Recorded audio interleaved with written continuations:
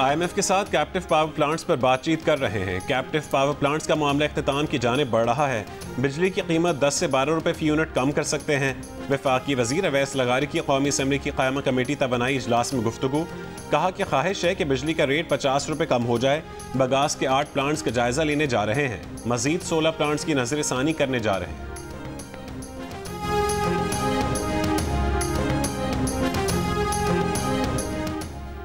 जब मैं गलत काम नहीं कर रहा तो डरूं क्यों? आगे बढ़ने के लिए खौफ के बुत तोड़ना पड़ते हैं। वजीर आला अली अमीन गन्नापुर का तकरीब से खिताब। सवाल उठाया कि क्या नैब का इदारा इसलिए बना था कि वो हमें डराए और काम ना करने दे।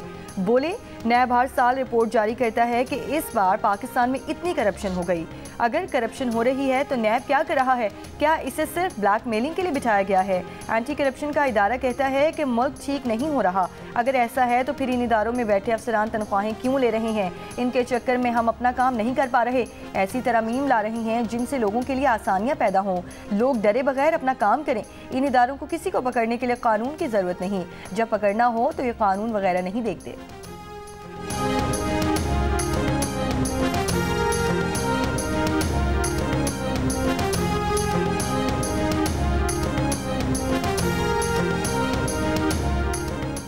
इलेक्शन कमीशन ने सैफुल्ला अबड़ो के खिलाफ रेफरेंस खारिज कर दिया। सेनेटर शहादत आवान और माजिद महमूद ने सेनेटर सैफुल्ला अबड़ो के खिलाफ नाअहली की दरखास्त दी थी।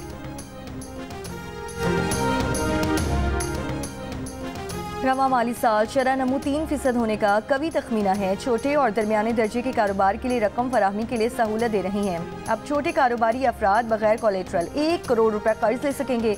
Governor state bank Jamil Ahmed का कराची में तकरीब से खिताब। कहा, SME का कर्ज 543 अरब था। रवा साल 640 अरब रुपए का हदफ है। छोटे कारोबारी कर्ज पर नुकसान का 20% हुकूमत देगी। एक्सपोर्ट पर मबनी छोटे कारोबार को कर्ज के लिए तरजीह दी जाएगी। कराची में अंधाधुंध चलने वाली हैवी ट्रैफिक मजीद 2 जानें ले गई। बल्दिया हब रिवर रोड पर डंपर की टक्कर से मोटरसाइकिल सवार 2 अफराद जान बहक हो गए। ड्राइवर फरार।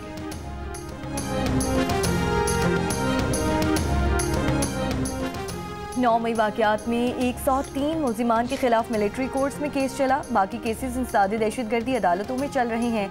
ये तफरीक कैसे की गई कि कौन सा केस मिलिट्री कोर्ट्स में जाएगा, कौन सा केस इंसदादी दहशतगर्दी अदालतों में जाएगा? मुल्जिमान को फौज की तहवील में देने का इंसदादी दहशतगर्दी अदालतों का तफसीली फैसला किधर है? जस्टिस नईम अख्तर अफगान के सुप्रीम कोर्ट में सिविलियंस के फौजी अदालतों में ट्रायल के खिलाफ इंट्रा कोर्ट अपील पर समाअत के दौरान रिमार्क्स। जस्टिस मुसरत हिलाली ने कहा कि केस मिलिट्री कोर्ट्स के वजूद का नहीं बल्कि इख्तियार समाअत का केस है। कौन सा केस मिलिट्री कोर्ट्स में चलेगा, कौन सा नहीं चलेगा, ये तफरीक कैसे की जाती है? जस्टिस जमाल खान मंदुखेल ने कहा कि किसी जुर्म पर कौन और कैसे तय करता है कि केस कहाँ जाएगा? जस्टिस मोहम्मद अली मजहर ने कहा कि मुकदमात कहाँ चलने हैं, इसकी तफरीक कैसे और किन उसूलों पर की जाती है? जस्टिस हसन अजहर ने रिमार्क्स दिए कि क्या 9 मई वाक़या दहशतगर्दी से ज़्यादा संगीन जुर्म है जो ट्रायल फौजी अदालत में हो रहा है? अच्छे तफ्तीशी अफसरान और प्रोसिक्यूटर रखें तो अदालतों से सजाएं भी होंगी।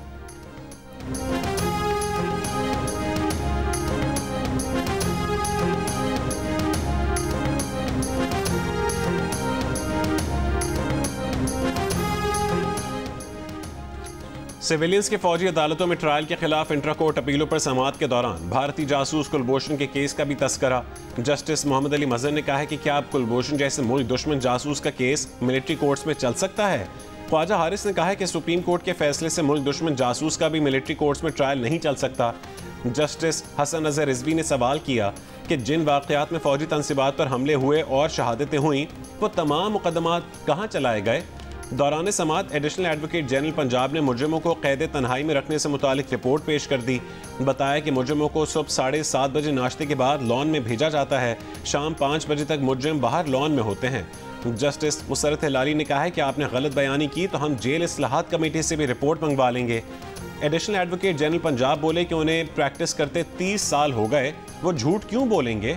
जस्टिस मुसरत हिलाली ने कहा है कि वो भी एडिशनल एडवोकेट जनरल रह चुकी हैं, हुकूमत को सपोर्ट करना पड़ता है।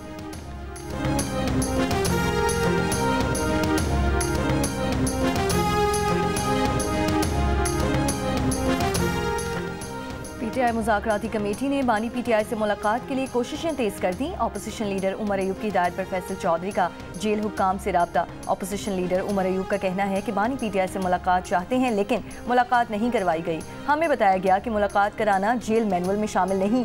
हुकूमत अपनी बात से मुकर रही है। अगर हुकूमत वाकई इख्तियार रखती है तो बानी PTI से मुलाकात करवाएं। उमर अयूब ने मजीद कहा कि 9 मई और 26 नवंबर के वाक़यात पर जुडिशल कमीशन और कारकुनों की रिहाई हमारे मुतालबात हैं।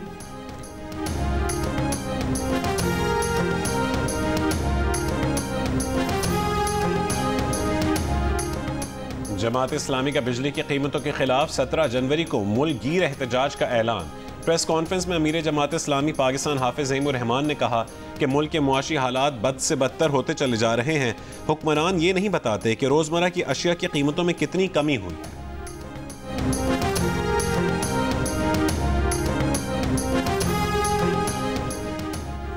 डी चौक एहतजाज के दौरान गिरफ्तार 200 मुजाहिरीन की दरख्वास्त से जमानतों पर समात। इंसदाद दहशतगर्दी अदालत ने दलाइल सुनने के बाद जमानतों पर फैसला महफूज कर लिया। दौरान समात प्रोसिक्यूटर जाहिद आसिफ ने कहा कि तमाम मुल्जिमान को शनाख्त परेड के बाद गिरफ्तार किया गया। प्रोसिक्यूटर जाहिद आसिफ तमाम मुल्जिमान से बरामदगियाँ की गईं जो ऑन रिकॉर्ड हैं। ये सियासी जमात 2014 से इसी तरह कानून में हाथ में लेकर इस्लामाबाद पर चढ़ाई करती है। PTI वकला ने कहा कि प्रोसिक्यूटर सियासी बहस ना करे, मुकदमे के मुतालिक सबूत फराहम करे। कमराए अदालत में PTI वकला और प्रोसिक्यूटर के दरमियान सख्त जुमलों का मुकालमा।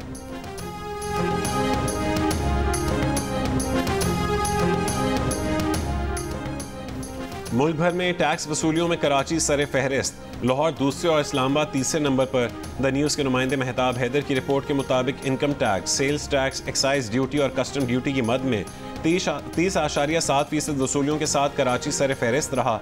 लाहौर 17.09% वसूलियों के साथ दूसरे, जबकि इस्लामाबाद 14.1% वसूलियों के साथ तीसरे नंबर पर रहा। FBR की ईयरबुक के मुताबिक विदहोल्डिंग समेत डायरेक्ट टैक्सों की वसूली का तनासुब 48.7, जबकि इनडायरेक्ट टैक्सों का हुजूम 51.3% रहा।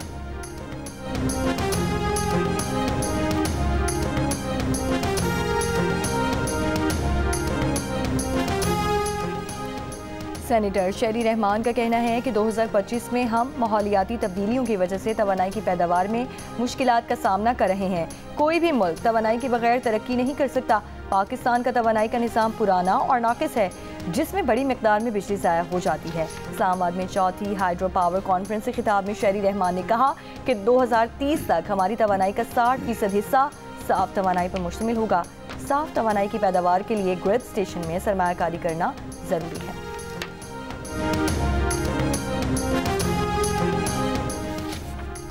सीनियर सूबाई वजीर मरीम औरंगजेब की ज़ेर सदारत पंजाब के सालाना तरक्याती प्रोग्राम्स ADP का जायज़ा इजलास चौथे रोज़ भी जारी।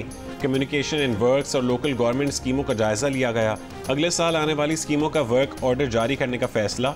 इजलास को ब्रीफिंग में बताया गया कि सेहत सहूलियात के लिए 904 बुनियादी हेल्थ यूनिट्स मुकम्मल कर लिए गए। मरीम औरंगजेब ने कहा है कि तरक्याती कामों में सुस्ती बर्दाश्त होगी न, मयार और शफाफियत पर समझौता किया जाए।